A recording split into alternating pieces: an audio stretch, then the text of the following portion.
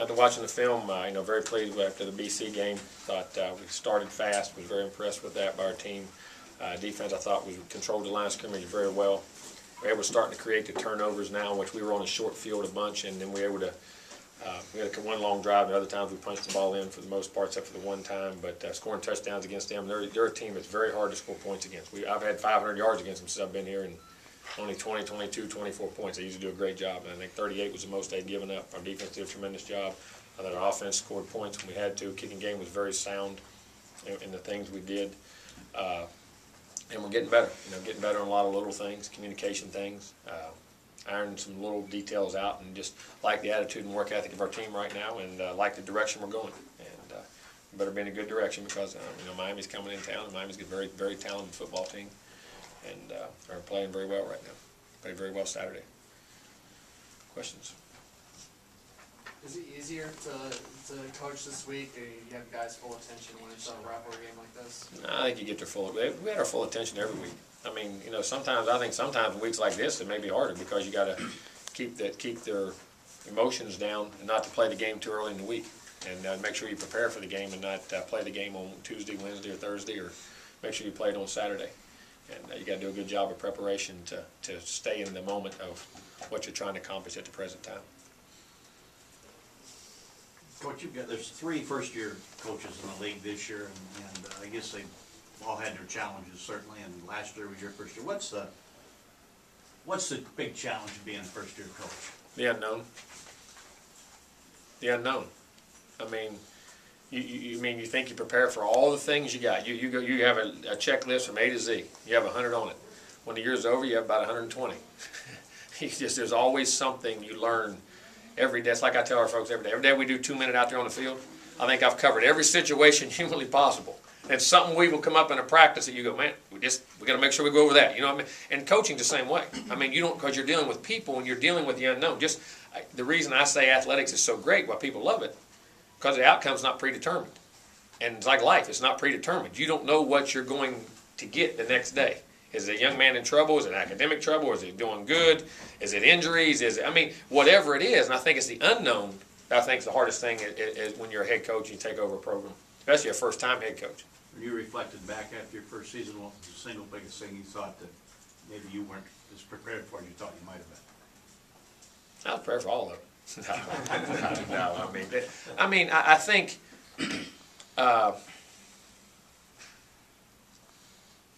good question. I probably say the greatest thing, like I always say, is just your time distribution. Making sure you distribute your time throughout the whole organization, and not just offense, defense, special teams, but to media, to boosters, to fundraising, to whatever it happens. Sometimes it has to happen during the week of the of the season. You know what I'm saying? And then make sure you spend enough time of doing the other things that you have to do to be prepared for the football game. How did Austin, after you looked at the film, how did Austin Barron? I thought he played extremely well. All the calls were right. Didn't miss a mic call, on his stuff. And a couple blocks were close, but made a little mistake here and there. But for the most part, played a very, very good football game. I think I added up right. I think you've had 7 different freshmen have started games sometime during the season. Just talk about. We started 4 in that game. Yeah. You had a center, a right tackle, tight end, and a tailback. And if Rashad had been healthy, probably an X. He's probably had 5. True, not even redshirt. I don't even count, redshirt. And then Jernigan, whether he doesn't start or not, it's like having him over there, and you got a lot of those other guys. So, it has, and a lot of them been on offense. That's a very unique thing, which is generally, I won't say it's hard. Sometimes it's harder because of just the deal of it's not just your ability, but the ability to execute within on offense sometimes will take longer. But it's been very unique. Hopefully it'll pay off in the long run. Lived up to your expectations so far? Oh yeah, you're talking about DeMonte was getting better and better. Nick O'Leary made big plays in the game. Bobby Hart started right tackle now 3-4 games. I'm not sure which one it is. Barron does in there. Rashad was having a super season. Timmy's doing a great job. Carlos doing a great job on special teams. Just there's others, but you cannot complain about.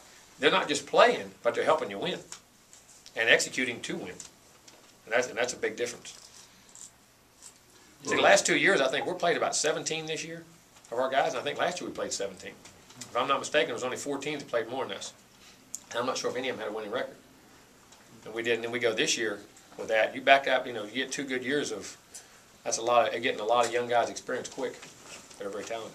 This stage, how important is with probably the ACC championship opportunity probably gone? Hmm? How important is defending your position as the state champion, winning? Well, I think that's always important. If that was the ACC championship, which is it's still out there. If if you're undefeated, whatever, I still think these are critical games. They're rivalry games. They're important to the people who went to school here in the past and people who are going to go to school here in the future, and the recruiting battles and all those things. And that's that's one of the things that's unique that we love about athletics is the rivalry games, and it brings out the best in you, and so that it makes it very important. Did you by chance get a chance to watch the '91 game on television? Mm-hmm. Watched it the whole time. What's your recall on that game? I had a chance, and Miami drove down there and scored late, and then Florida State had a 2-minute drive and took it right back down. And matter of fact, I think they hit a little 6-yard hitch route to Thomas, and one of them in the corner over there kept the drive alive against Buck, and then on the right side, and then we took it right back down in 2 minutes and had the field goal and just pushed it a little bit wide. Is that one of the great games you've seen? Yeah, I'd say so. I mean, there was some, those are great ones, and the next year's game was a good one. Next year's one, Vandover took the opening kickoff back. That was the very next year in '92. So I mean, those games all, the '87 game, classics. The '89 game coming in here with Florida State had 2 losses and played real well here and won it. And there's been a lot of great ones. That game obviously is identified with the kick, and I know you and a lot of coaches talk about how there's a million other ways probably Florida State could have won that game. Yeah. And But in big games like that, it's like the other night when you watch. Those games always come down to. I mean, there's 100 other ways. But that's why both teams are good. They can dodge those bullets. They can put you in that position. I mean, that's what makes great competition, and it doesn't happen like it's supposed to happen. Everybody said, well, you had this, you had this. Well, you know something? That guy on the other side's pretty good. he can do some things. I mean, that's what happens in those games. That's why they're so emotional and so up and down, and who can make that one extra play? And that's the uniqueness of those kind of games. wasn't there a time where kickers a lot of times didn't get scholarships, and it wasn't, it seems like kickers now are more. Ever since I played, we always had a kicker on scholarship. I started my college career in '84. Okay. In football. So I mean, we always had a kicker on scholarship back then. So I mean, as far as I can remember. Now maybe before that. Now I don't know before that one. I have to ask some of these older. Brent, what happened? Huh? Coach, your team's been improving every week. As you look at Miami, where they were at the first of the season, Improving greatly. In what areas would you say they're? I think the consistency level. I think they're they're running the ball very well. Lamar's Miller's a great back. Corey's throwing the ball better and better every week, make great decisions, they're getting big plays, being consistent. Defensively, they're being very sound in what they do, blitzing, causing tackles for loss. Special teams are very athletic, can cover. I mean, I think they're getting better in all phases. I mean, they really are. Coach, what's the difference in Ja'Cory Harris this year? Last couple of years, mistake waiting to happen. This year, he's one of the more efficient quarterbacks in the country. Again, maturity, whatever it could be, coach. I mean, it could be 100 reasons. Guys around him, linemen play better, receivers play better. He sees the game slows down. When does that time ever come? What he's being told, what he's being asked to do. See, to me, the guy that gets all the criticism is the hardest guy to ever judge. Quarterback. Because you don't know what he's being told, you don't know what he's trying to accomplish, and you don't know what the guy around him's supposed to do. But you're going to get the blame. I mean, that's just, you don't know if the receiver ran wrong, missed a block, he gets sacked. Why didn't he throw it away? Well, he's assuming that backside guy's blocked. They're supposed to be blocked in that protection. I mean, that's the hardest guy. I laugh at the NFL guys who do it on TV. I really do, some of those things they say. And that's the hardest guy to judge because his job doesn't always depend on himself. It depends on 21 other people. That's why it's the hardest thing in sports to do, is play that position. It's based on 11 dudes on the other side. You do what you're supposed to do. Then you got 11 dudes on the other side you got a decision off of. Then you got 10 other dudes on your side that if they got to do what they got to do for you to do what you got to do. If you do it all right. Now, put 21 variables in what you do. And see how consistent you are. I say that because, and I say that, of course, I don't know. I don't know what he was asked to do last year, this year, but obviously it's working, whatever it is. And he's playing very well. Quarterback gets the girl, too, though. Quarterback gets the Disney World. That's why. You go through all that junk. And then have to listen to all y'all. Answer the good, bad, and ugly. Huh? You guys did have some free shots on EJ. Was that line related or EJ related or back? One was back related. One was back, one was line. He didn't get back in the game either, I noticed. Huh?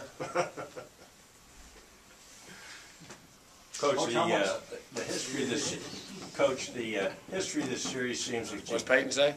You don't block around here, you don't play with me. That's a fact. Coach, the No, history. it was a mistake. I mean, that had not a lot to do with that. History of the series seems that you guess that the visiting team plays a little bit better than the home team has. Why you gotta tell me that on this week? I got something else to do. Is there a reason in rivalry games why something like that occurs? I think you want to, and you probably put a little more emphasis on it. And you know, it's a rivalry game. You're going in their home, and you want to win. And you know you gotta. Sometimes us against the world is good. Sometimes when you go on the road, certain times, and people hate to hear it. I mean, hometown is great, and home field is great, but sometimes you can circle the wagons better on the road. Less clutter, less distraction. It's you and us, and we're in the hotel together. We ain't got 100 family members trying to get tickets. We ain't got 100 guys trying to do. I mean, there's a lot of times the road at times for certain teams, and especially a team that's mature, that can understand some things. Sometimes is better at times. I've seen that happen on certain teams. I've been on teams like that. That sometimes the road games probably have less clutter for them to be able to actually play. It's not they don't want to play in front of the home fans. They love it or anything like that. Certain teams can handle that. And if you're mature enough to deal with that and understand that, sometimes it can't happen like that. What is Brian's status, Brian Stork's status? We'll find out. I think he's got a chance to practice today. We'll see. They think some of the symptoms are clearing up. We'll have to get it cleared up. On Bjorn's interception, was he? He was in a twist. He was in a tackle in twist game, and he was looping. They were in a slide protection, so he was beating the slide. He was jumping over the guard, and when he was coming across, he just read the quarterback. His eyes were up, and just instinctively just knew he couldn't get there, so he backed up and just got his hands up and tipped the ball. Just a very instinctive, something that DJ didn't coach it. Don't let him tell you he did. No, but he just an instinctive play. And Moody might have picked that off if it had gotten past him. It looked like Moody. I don't remember that. I don't know. But just the way you guys, it seems like the defensive, these turnovers. I know you said that they just happen sometimes. Well, when you play sound, when you quit trying to make big plays, you make smart plays. Just play the game. Understand? Say I'm gonna go out there and throw 4 touchdowns. It doesn't happen that way. Say I'm gonna go out there and run for 100 yards. It doesn't happen that way. I'm gonna go out there and we're gonna stop. I'm gonna get a sack. The game is bigger than any coach or any player that's ever been associated with it. And if you think you're going to force it, now you may be so much better than your opponent certain times, you may get by with some things, but when you play good people, you got to play the game. And we're doing a very good job of playing our assignments, playing hard, playing together, understanding my accountability to myself and my teammates, and so it's putting them in position, and that's now all of a sudden we're making more plays than we ever did. It's not that we didn't before. We're settling into that role, and you're getting understanding what's going on, and we're in that groove. Jimbo, they always talk about these games being important for recruiting, but what specifically do wins like this? Are you getting more phone calls from kids? What is it specifically in recruiting? It's interest in some. I've seen. I'm gonna be honest with you. They say this all the time. I've seen them flip the other way. Well, they need more help, so I'll go up there and help them. I can play quicker. It just depends on the kid. But the generalities of being successful. People want to be around successful programs, and they want to be around teams that win and that are headed in the right direction, and they see the mission of where they're going. And so these games, whoever wins those games sends a message to kids, and kids are very impressionable, especially at that age. If they're winning, boy, they got to be the best team. That's who I want to play for. And sometimes that's a big thing. But it varies from player to player. You're loaded up with a lot of young talent right now. Admittedly, you're playing all kinds of freshmen, like you did last year. Have you noticed that you're starting to run into a little, oh boy, there may not be a lot of playing opportunity? Not a lot, because they see it. Because what we have done is play. If a young guy's the best player, he plays. And that's all those kids want, an opportunity. And I've never been around a great player, a truly great player, in recruiting that ever worried about who was there. Guys I consider great, truly became great players. They weren't guys that worried about who was there and what was there. They weren't going, like a guy told me, one of them told me one time, I'm not going to let somebody else decide where I go to school. If I want to go to school somewhere, I'm going. Coach, I'll make it happen. Is that kind of a red flag for you when you're recruiting a kid and he's real worried? No, not necessarily. Sometimes, and kids at that age, because you got to remember something. They're still 17, 18-year-old kids. They're influenced. Who's in their ear? Is it a family member who may not know? Is it a recruiting guy? Is it an uncle? Is it a friend? Is it? Kids at that age are so, and they change with the wind sometimes. You know what I mean? And that is not. You explain it to them. Listen, this is like I tell them. If I wasn't here, we got all these great players, right? and I'm here recruiting you, daggone, I think you're a great player. I think you can be right to the same caliber they are, so what's the issue about not wanting you to play? I think you're as good as they are. I wouldn't, if I didn't think you were, I sure wouldn't be here. I'd be going somewhere else and seeing somebody else. You know what I'm saying? And I think sometimes it's like you worry about your opponent more than you worry about yourself. You know, sometimes in coaching, and sometimes I think that's in recruiting can happen. You worry about the other guy more than you worry about yourself. If I just do what I'm going to do, eventually it's going to work out. And I'm going to get on that field and I'm going to play. And sometimes that may bring the best out in me. You know what I mean? And try to, I mean, to tell me I think more of you and you think of you? I think you can come over and play with them right now. And you never promise any of them to play. I'll never promise any of them to play. I promise the opportunity. If you're the best, I'll put you out there. Coaches Rashad going to play this one? No, I mean, he seems to be getting a little better. I mean, each week, so we'll keep our fingers crossed. Jimbo, can you talk about recruiting kickers? Because a lot of recruiting is about measurements and things like that. But is there a part of the mental makeup to kickers? Or I think there is. I really do. I think that I think that's all positions. I think you're finding that out now at every position. I think you got to be really careful in today's time with what goes on in the social media and the scrutiny that goes on kids at this level. I think that their mental makeup and their character as much as you can find out. But now I get to sit behind home and I get to meet with them once a year, and I don't ever get to go see them and figure that out. But I think that's very important. But kickers too. I mean, there's a certain, I've been around some really good kickers, and some of them you say are kind of aloof, not what you consider football players. And then I've been around others who, like our guy now, who if he wanted to, he played middle linebacker. He tried to play middle linebacker if he could. You know what I'm saying? I mean, but just the ability to watch them and how they handle pressure in situations as much as you're around them. But it is a big thing, the mental makeup of those guys.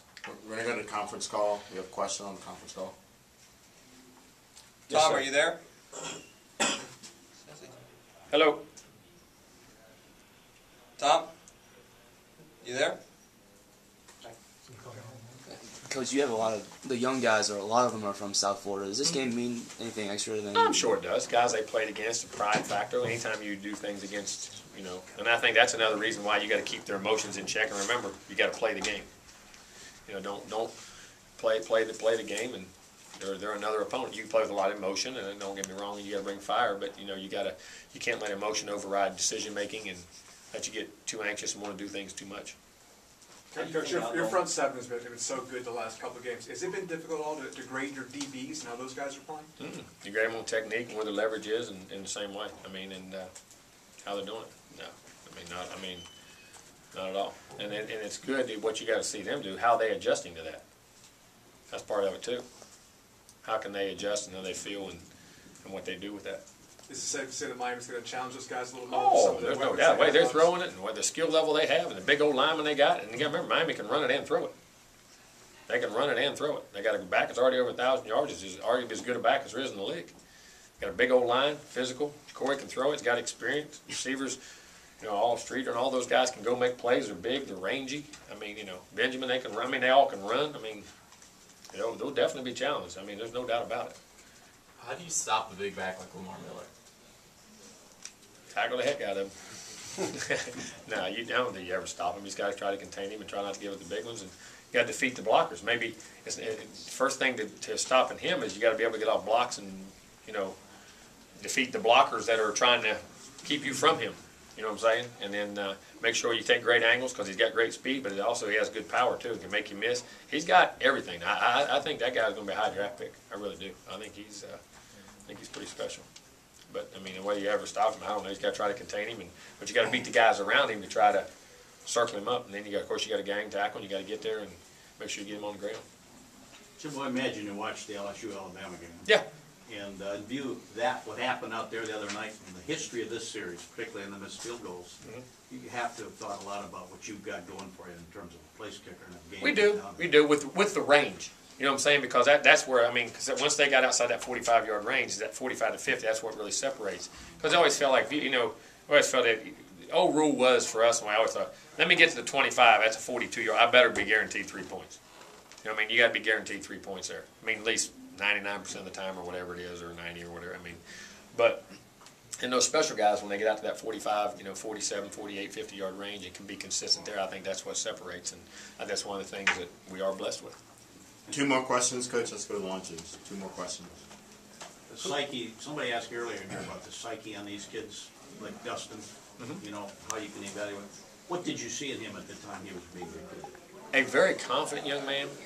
Guy understood who he was, what he was, thought of himself as a football player, not just a kicker. But a guy who understood what he wanted. You know what I'm saying? And that impressed me.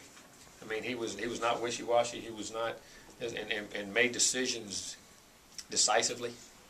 And at least that's the impression he gave us about how he looked at things. And I was very impressed by the way he looked at things and the questions in which he asked.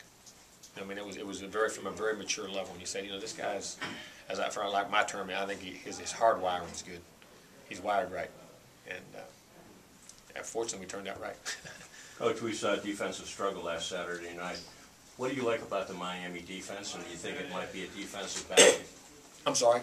Do you think it might be a defensive battle? They look like they're pretty good on defense. They are. They can run. I mean, Spence can make. He's leading tackle. He's 20 tackles ahead of everybody. Tackles for loss. I mean, he's all over. Gains inside. Fudge. Robinson up front. Olivier Smith. I mean, they all can rush up front. Brandon McGee. I remember we tried to recruit him. He can run. 7. I can't tell me. I don't know if I can say his name just right, but he's a very good athletic guy. Played Nick. JoJo, and then the other corners. I mean, 41, and they're athletic just like they always are. I mean, every time you say Miami, and I say this, what do they say? Guys are fast, they're athletic, they can tackle, they hit. I mean, they make plays, and they did a really nice job because Duke guys is a pain. I mean, they can throw the football. Their receivers and what they did, and they did a really nice job on him the other night. Last question. Do they do much different defensively under this staff than? They do much different defensively? A little bit. They're a little bit. They still base them a 4-3, but don't get to a 3-4 scheme and some things in which they do. Maybe blitz a little more at times. You know what I mean? Than Randy and them. I mean, they did some. Randy and them did some, but I don't know if quite as much as these guys. They blitz a little more, and they're playing good football. I was doing a good job with them.